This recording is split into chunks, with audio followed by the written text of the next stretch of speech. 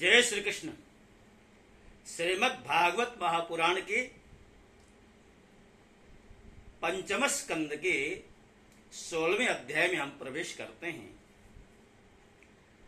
भक्तों, जैसा कि आप जानते हैं, हमारी भाव यात्रा धीरे धीरे अपने लक्ष्य की ओर अग्रसर हो रही है। लक्ष्य का तात्पर्य श्रीमद् भागवत को आदि से लेकर के अंत तक, अर्थात पूरी की पूरी भागवत का जो भाव है आपके समक्ष रखने का जो हमारा संकल्प है, उस दिशा में हम निरंतर आगे बढ़ रहे हैं। राजा परीक्षित और महात्मा सुखदेव जी के बीच का संवाद है श्रीमद् भागवत, हम सब जानते हैं। पंचम स्कंद में प्रियव्रत राजा के चरित्र का विशद रूप में वर्णन किया गया। उनके वंश में उत्पन्न होने वाले जो राजा हैं, उनके चरित्र हैं, उन सब चरित्रों का एक एक करके वर्णन किया गया। जैसे भरत जी हैं, उनके पुत्र सुमति आदि हैं, उन सब का चरित्र आपके समक्ष रखा जा चुका है और बताया है कि प्रियव्रत के वंश में अंतिम जो राजा हुए थे, जिनका नाम था विरज, और विरज के बारे में तो ऐसा लिखा है कि विरज के चरित्र का तो सामान्य व्यक्ति वर्णन भी नहीं कर सकता।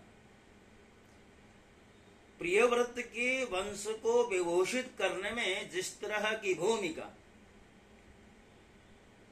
विरज की रही है और राजाओं को इस तरह नहीं रही, ऐसा यहाँ पर 15वें अध्याय का जो अंतिम श्लोक है वो निर्दिष्ट करता है।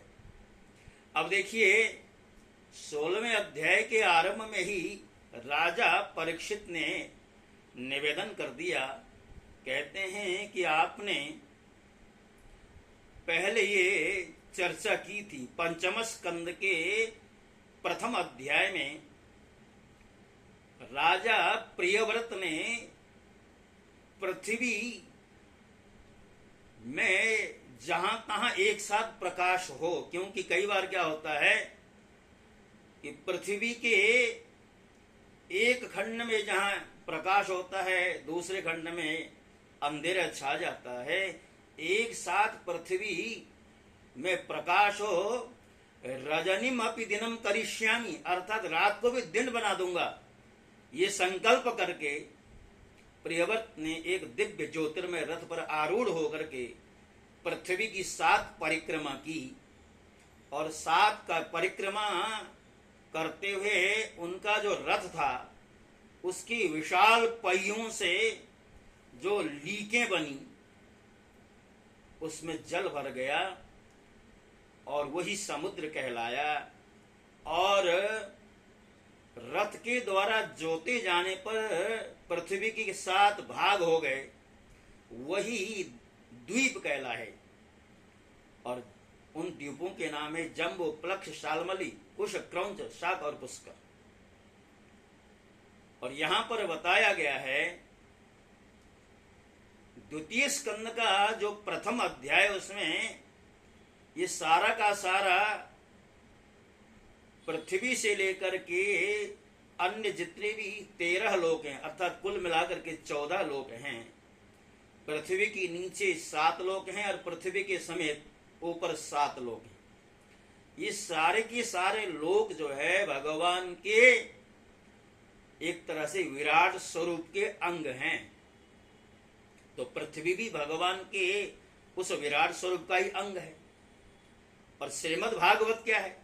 श्रीमद् भागवत जो है भगवान के चरित्रों का गायन करने वाला, उनकी रूप सौंदर्य, उनके विग्रह का गायन करने वाला ग्रंथ है।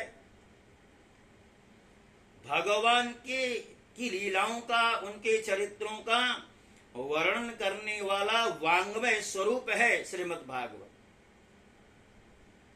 अब जब सारा का सारा लोक, चाहे पृथ्वी हो, अतल वितल सुतल आदि लोक हों, ऊपर के लोक हों, तो जब सब में भगवान का ही एक तरह से स्वरूप है, भगवान के ही सारे विग्रह हैं, तो उन लोगों के माध्यम से जो चर्चा, यानी उन लोगों को माध्यम बना करके जो चर्चा की जाती है उसे हम भगवत चर्चा ही कहते हैं।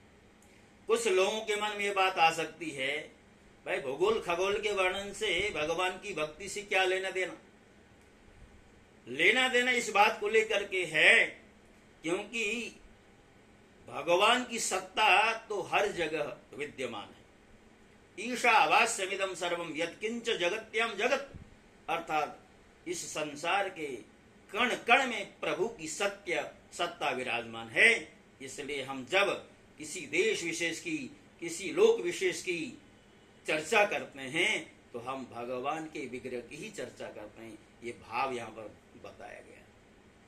तो यहाँ पर राजा परीक्षित कहते हैं कि जहां तक सूर्य का प्रकाश है और जहां तक तारागण के सहित चंद्रदेव दिख पड़ते हैं, वहां तक आपने भूमंडल का विस्तार बताया है। जब पीछे चर्चा करी है तो उसमें भी आपने बताया कि महाराज प्रियव्रत के रथ के पहियों की 7 लीकों से 7 समुद्र बन गए, जिनके कारण इस भूमंडल में 7 द्वीपों का विभाग हुआ। अब जैसा कि हमने थोड़ी देर पहले आपसे चर्चा की, अतः भगवान अब मैं इन सब का परिमाण और लक्षणों के सहित पूरा विवरण जानना चाहता हूं। अर्थात ये जो 7 खंड हुए उनका क्या परिमाण है, अर्थात उनका क्षेत्रफल क्या है,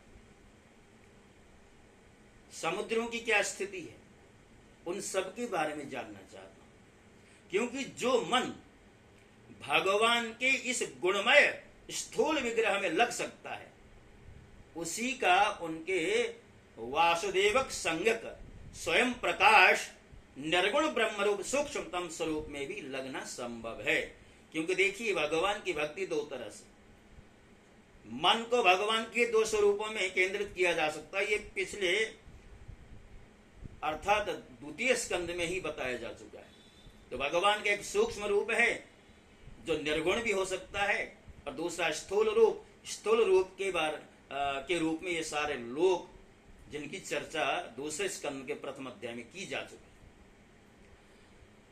अतः गुरुवर इस विषय का विशद रूप से वर्णन करने की कृपा करें।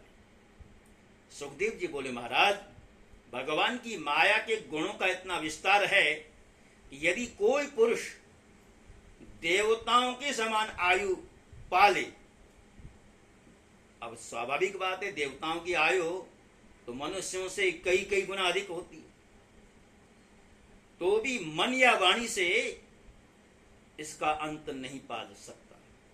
इसलिए ना हम नाम, रूप, परिमाण और लक्षणों के द्वारा मुख्य मुख्य बातों को लेकर ही इस भूमंडल की विशेषताओं का वर्णन करेंगे।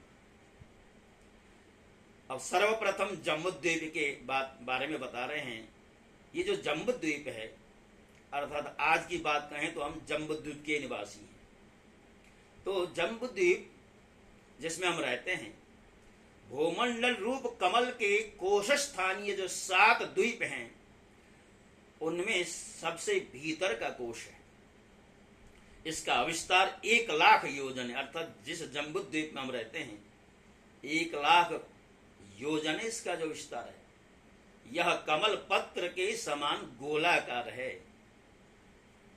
इसमें 9,000 हजार योजन विस्तार वाले 9 वर्ष हैं।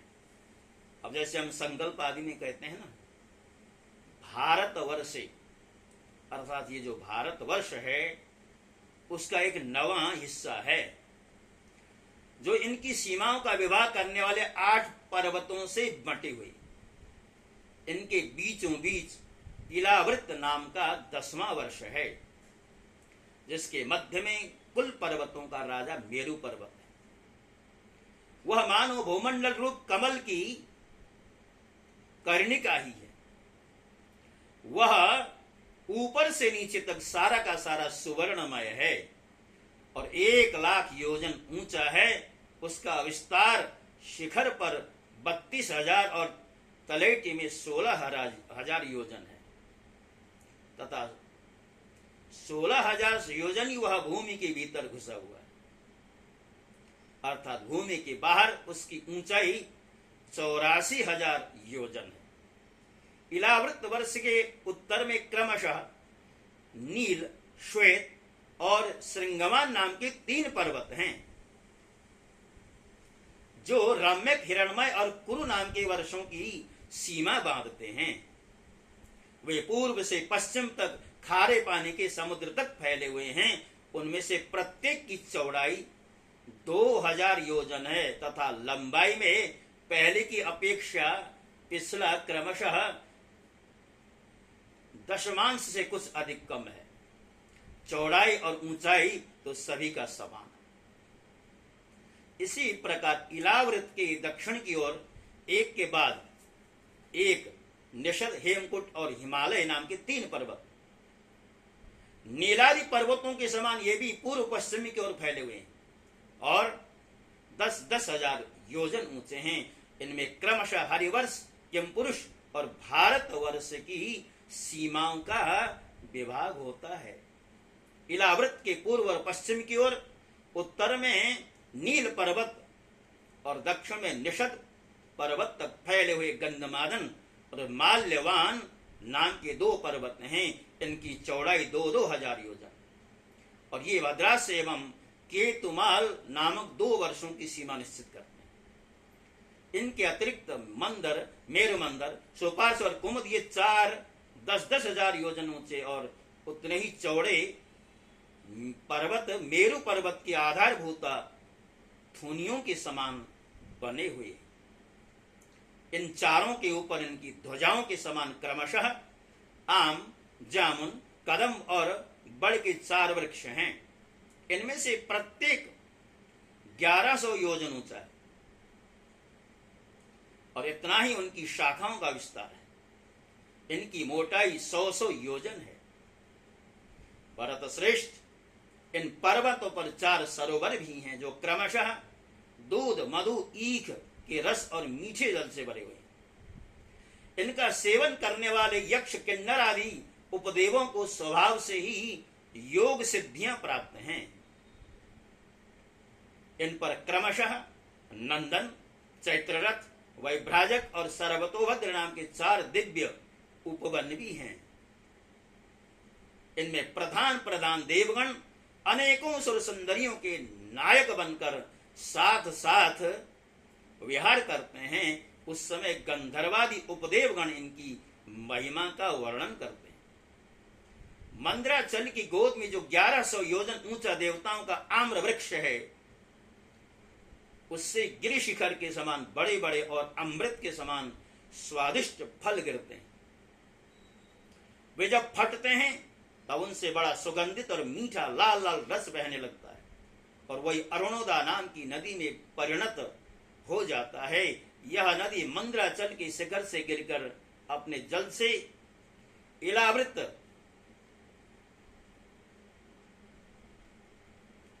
वर्ष के पूर्वी भाग को सींचती। श्री पार्वती जी की अनुचरी यज्ञ पत्नियां इस जल का सेवन करती हैं। इससे उनके अंगों से ऐसी सुगंध निकलती है कि उन्हें स्पर्श करके बहने वाली वायु उनकी चारों ओर 10-10 योजन तक सारे देश को सुगंध से भर देती है। इसी प्रकार जामुन के वृक्ष से हाथी के समान बड़े बड़े प्रायः बिना गुठले के फल गिरते हैं। बहुत ऊंचे से गिरने के कारण वे फट जाते हैं। उनके रस से जम्बू नाम की नदी प्रकट होती है, जो मेरु मंदर पर्वत के 10,000 योजन ऊंचे शिखर से गिरकर इलावृत के दक्षिण भूभाग को सींचती है। उस नदी के दोनों किनारों की मिट्टी उस रस से भीग कर जब वायु और सूर्य के संयोग से सूख जाती है, तब वही देवलोक को विभूषित करने वाला जम्बुनद नाम का सोना बन जाता है। इसे देवता और गंधर्वादि अपनी तरुणी स्त्रियों के सहित मुकुट, कंकण, करधनी आदि आभूषणों के रूप में धारण करते हैं। सुपार्श्व पर्वत पर जो विशाल कदम वृक्ष है, उसके 5 कोटरों से मधु की 5 धाराएं निकलती हैं। उनकी मोटाई 5 पुर से जितनी है, ये सुपार्श्व के शिखर से गिरकर इलावृत वर्ष के पश्चिमी भाग को अपनी सुगंध से सुवासित करती हैं। जो लोग इनका मधुपान करते हैं उनके मुख से निकली हुई वायु अपने चारों ओर 100 योजन तक इसकी महक फैला देती। इसी प्रकार कुमुद पर्वत जो शतवल्ष नाम का बट वृक्ष है, उसकी जटाओं से नीचे की ओर बहने वाले अनेक नद निकलते हैं। वे सब इच्छानुसार भोग देने वाले हैं।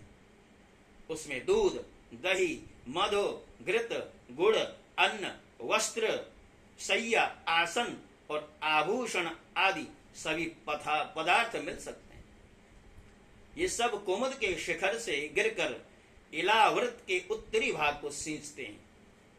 इनके दिए हुए पदार्थों का उपभोग करने से वहां की प्रजा की त्वचा में झुर्रियां पड़ जाना, बाल पक जाना, थकान होना, शरीर में पसीना आना तथा दुर्गंध निकलना, बुढ़ापा, रोग, मृत्यु, सर्दी गर्मी की पीड़ा, शरीर का कांतिहीन हो जाना तथा अंगों का टूटना आदि कष्ट कभी नहीं सताते और उन्हें जीवन पर्यंत पूरा पूरा सुख प्राप्त होता है। राजन, कमल की कर्णिका के चारों ओर जैसे केसर होता है, उसी प्रकार मेरु के मूल देश में उसके चारों ओर कुरंग, कुरर, कुसुम्ब, वैंकक, त्रिकुट, शशर, पतंग, रुचक, निषद, श्रीनिवास, कपिल, शंख, वैदुर्य, जारुदी, हंस, ऋषभ, नाग, कालंजर और नारद आदि 20 पर्वत और हैं। इनके अतिरिक्त मेरु के पूर्व की ओर जठर और देवकुट नाम के 2 पर्वत और 18 हजार योजन लंबे तथा 2 हजार योजन चौड़े और ऊंचे हैं। इस प्रकार पश्चिम की ओर पवन और पारियात्र, दक्षिण की ओर कैलाश और करवीर तथा उत्तर की ओर त्रिशंग और मकर नाम के पर्वत हैं। इन 8 पहाड़ों से चारों ओर घिरा हुआ सुवर्णगिरी मेरु अग्नि के समान जगमगाता रहता है। सुमेरु के बारे में बहुत सुंदर बात बताई। कहते हैं कि मेरु के शिखर पर बीचों बीच भगवान ब्रह्मा जी की सुवर्णमयी पुरी है, जो आकार में समचौरस तथा करोड़ योजन विस्तार वाली है। उसके नीचे पूर्वादि 8 दिशा और उपदिशाओं में उनके अधिपति इंद्रादि 8 लोकपालों की 8 पुरियां, वे अपने अपने स्वामी के अनुरूप उन्हीं दिशाओं में हैं तथा परिमाण में ब्रह्मा जी की पुरी से चौथाई है। भक्तों, आपके मन में प्रश्न उठ सकता है, आखिर इस पृथ्वी के इन पर्वत खंडों का या अन्यान्य नदियों, समुद्र आदियों का वर्णन करने से क्या पुण्य की प्राप्ति हो सकती है? तो आखिर इसकी चर्चा के पीछे कारण क्या है? भक्तों, इसके पीछे 2 कारण हैं। एक कारण तो ये है, ये सब के सब भगवान के ही विग्रह के अंग हैं। और जिस तरह हम भगवान की स्तुति गाते हैं तो भगवान के विग्रहों की चर्चा करते हैं कि भगवान के नेत्र कमल की तरह हैं, भगवान की नासिका बहुत सुघड़ है, सुंदर है, भगवान के होष्ठ जो है कमल पत्र के समान है, भगवान का जो वर्ण है मेघ के समान है, भगवान के वस्त्र जो है बिल्कुल सुवर्णमय है, पीतांबर भगवान के विग्रह में लहराता रहता है। तो जिस तरह हम भगवान के अंग विशेष का, उनके आभूषण विशेष का वर्णन करते हैं स्तुति में, उसी तरह ये सारी धरती भगवान का ही विग्रह है। इसके विग्रह से भगवान की स्तुति हो जाती। दूसरा, जिस भूतल पर, जिस पृथ्वी पर हम रहते हैं, इस बात का बोध होना आवश्यक है कि ये पृथ्वी कितनी विशाल है और इस पृथ्वी के कहां कहां पर कौन कौन से पर्वत हैं, कौन कौन सी नदियां हैं, क्या स्थिति है। क्योंकि देशाटन का भी एक अपना महत्वपूर्ण महत्व होता है।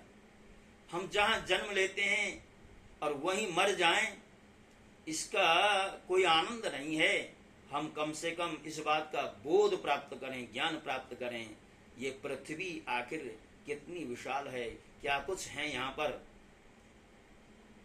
तो अब इन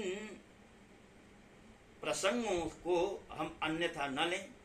और कई बार क्या होता है, देखिए इन प्रसंगों में आज के संदर्भ में देखें तो कुछ अतिशयोक्ति भी जान पड़ती, और अतिशयोक्ति लौकिक दृष्टि से हो सकती है, किंतु ये तो आर्ष वाक्य हैं, भगवत वाक्य हैं। भगवान श्री नारायण के मुखार बिंद से निकली हुई है भागवत, और उसी भागवत की व्याख्या 18,000 श्लोक में महर्षि वेदव्यास जी ने की है। और महर्षि वेदव्यास जी भगवान के तो अवतार हैं, अर्थात ये भगवान के वाक्य हैं, भगवान की शब्दमयी मूर्ति है श्रीमद् भागवत, भगवान की वांग्मयी मूर्ति है श्रीमद् भागवत। इसलिए भागवत के अंदर जो भी प्रसंग दिए गए हैं वे सब के सब भगवत वाक्य हैं, इसलिए हमें इसमें कोई शंका नहीं करनी चाहिए। अब आगे का जो अध्याय 17वां अध्याय है,